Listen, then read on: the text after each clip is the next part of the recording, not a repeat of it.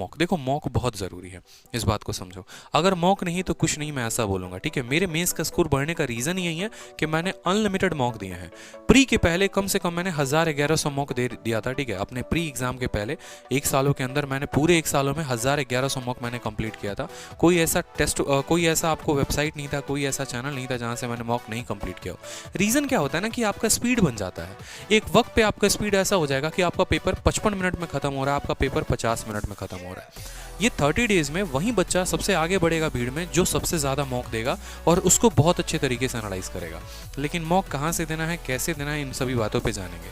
तो देखो यार, मॉक आप किसी भी कंपनी का दे लो, मैं किसी कंपनी को पर्टिकुलरली यहाँ सजेस्ट करने नहीं जा रहा हूँ, कोई भी कंपनी है आप उनका दो, लेकिन उस मॉक में सबसे पहले खत्म करना है तो प्रीवियस ईयर 2018-2019। 2018 का जो प्री का सवाल था ना, वो 2018 के मेंस में आया था, ठीक है।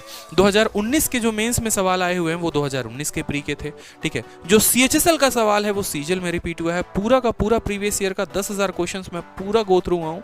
एक एक क्वेश्चंस मुझे याद हैं, किस पन्ने पर हैं, किस किताब में है, कब आए हुए हैं, किस शिफ्ट में है।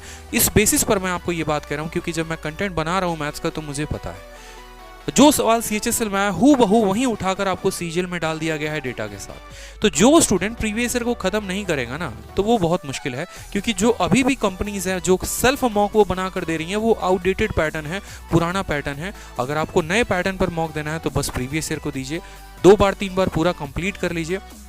उनके शॉर्ट देखिए जो मैंने वीडियो में बताया 30 डेज 30 मैराथन में, इससे ज़्यादा और कुछ नहीं करना, ठीक है। साथ में मॉक लगाने का सही तरीका क्या होना चाहिए, देखो ये बहुत डिटरमाइन होता है, बहुत ज़्यादा इफेक्ट डालता है ये बात कि आपका मॉक का सही तरीका क्या है। कोई बच्चा होता है इंग्लिश पहले कर लेता है, कोई बच्चा होता है रीजनिंग पहले कर लेता है, सब कुछ, ठीक है। तो ये सारी बातें जानेंगे मॉक के बारे में, क्योंकि पेपर में वो 60 मिनट जब आप पेपर में बैठोगे ना, तो वो 60 मिनट आपका फ्यूचर डिसाइड करने वाला है आगे का।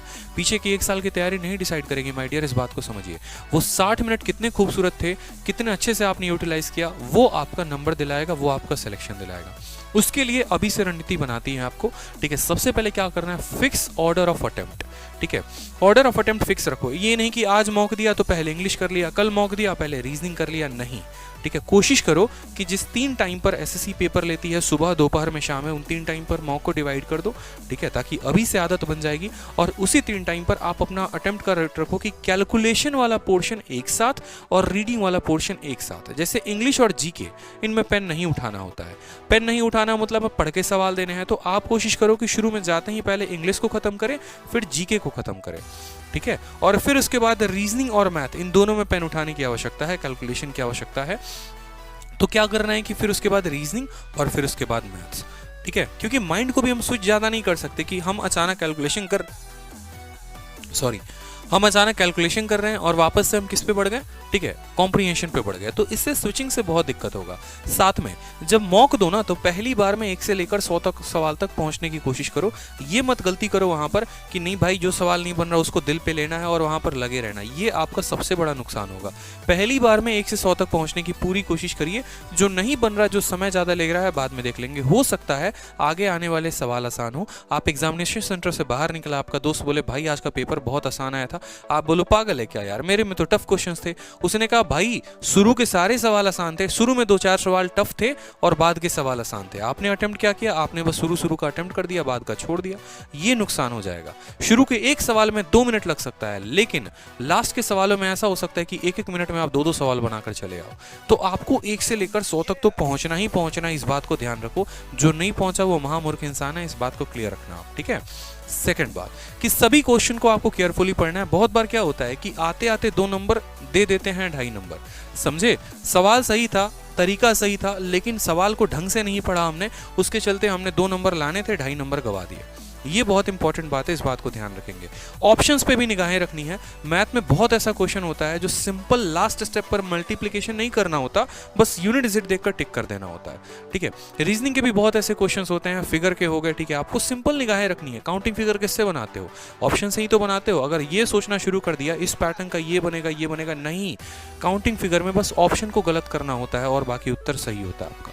तो ये सभी तरीके मॉक में क्या करना है, अभी से ही आदत डालना है। जिस तरीके से मॉक में इन सभी चीजों को इंप्लीमेंट करोगे, उसी तरीके से वो आपको पेपर में मदद करने वाला है, ठीक है। तीसरा, भैया पैनिक मत करना अगर मॉक में कम स्कोर आया अभी तो, भाई पेपर के इतने दिन बचे हुए हैं, मेरे स्कोर ही नहीं आ रहे, ये महामूर्खता का काम है, ये सिर्फ मॉक है। बहुत ऐसे स्टूडेंट्स हैं, बहुत ऐसे टॉपर हैं जिनके मॉक में उनके कम नंबर रहे हो लेकिन पेपर में उन्होंने बहुत अच्छा परफॉर्म किया है, ठीक है। तो मॉक स्कोर को उतना सीरियसली लेके नहीं चलना है, ये कंपनीज के मॉक हैं, उनके क्वेश्चंस हैं। हाँ, प्रीवियस ईयर में अगर नंबर कम आते हैं तो थोड़ी चिंता की बात है, तो इस बात का ध्यान रखें। सेकंड, आपको सभी बुकमार्क क्वेश्चंस करने हैं, जितने आपके सवाल गलत होते हैं ना उनको क्या करिए, बुकमार्क कर दीजिए। बुकमार्क करने का मतलब क्या हो गया कि आपको वहां पर टिक करके रख देना है, ठीक है, ठीक है, कि ये सवाल को मैं बाद में देख लूंगा और बाद में उनको मैं रिवाइज करूंगा, ये बहुत इंपॉर्टेंट है। बहुत बच्चे क्या होते हैं, कॉपी नोट करना शुरू कर देंगे। 30 दिनों में भाई आपके पास समय नहीं है कि आप नोट करो बैठकर सवाल को, ये मेरा गलत है इसको नोट करेंगे, ये सही है ठीक है ओके, ऐसा नहीं करना, ठीक है। बस वहां बुकमार्क करके छोड़ दीजिए, बाद में आप देख लीजिएगा, ठीक है। और हर सवाल को एनालाइज करिए, जो सवाल गलत है वो उसको भी एनालाइज करो, जो सही है उसको भी एनालाइज करो। हो सकता है कि आप एक ऐसा अप्रोच डेवलप करो उस सवाल में खुद एनालिसिस के बाद कि अगली बार वो सवाल जब आए तो आप 10 सेकंड में बना दो। तो ये बहुत जरूरी है आप लोगों के लिए, ठीक है। जो सही हुआ उसको भी देखो और जो गलत हुआ उसको भी देखो, ठीक है। 5 की जगह 4 मॉक लगाओ चलेगा, लेकिन एनालिसिस करके लगाओ, ये बहुत इंपॉर्टेंट है, ठीक है। तो इन सभी बातों पर आपको फोकस करना है, इसने काफी मदद किया हुआ है, ठीक है। और जो बच्चे पूछते हैं कि सर मॉक कहाँ से दे दो, डेली अगर मॉक देना है तो टेक्स्ट बुक का दे सकते हो, और वीकली में एक मॉक टेस्ट है एसएससी ट्यूब का।